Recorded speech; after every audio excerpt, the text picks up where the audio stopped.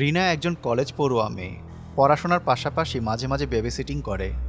আজ সে এসেছে একটা শহরতলির বাড়িতে দুইটা ছোট বাচ্চা ছেলের দেখাশোনা করতে। ছেলে দুটো ঘুমিয়ে যাওয়ার পরে রিনা তার বাবা মাকে ফোন দিয়ে বলল, আঙ্কেল, ছেলেরা তো ঘুমিয়ে গেছে, আমি একটু টিভি দেখব ভাবছি। নিচে তো আর ডিশ লাইন নেই, উপরে আপনাদের রুমে দেখতে পারি? হ্যাঁ হ্যাঁ অবশ্যই, কোনো সমস্যা নেই। আরেকটা অনুরোধ ছিল, আপনারা জানালার পাশে যে লম্বা কালো মূর্তিটা রেখেছেন, ওটা না দেখতে আমার খুব অস্বস্তি লাগছে। আমি কি একটা কাপড় দিয়ে ওটা ঢেকে দিতে পারি? রিনা, আমাদের বাসায় কোনো কালো মূর্তি নেই, তুমি এক্ষুনি বাচ্চাদের নিয়ে বের হয়ে যাও, আমি পুলিশকে ফোন দিচ্ছি। পুলিশ মাত্র 3 মিনিটেই পৌঁছেছিল, কিন্তু বাড়ির ভেতরে কেউ বেঁচে ছিল না। আর সারা বাড়িতে কোথাও কালো মূর্তিটাকে খুঁজে পাওয়া যায়নি।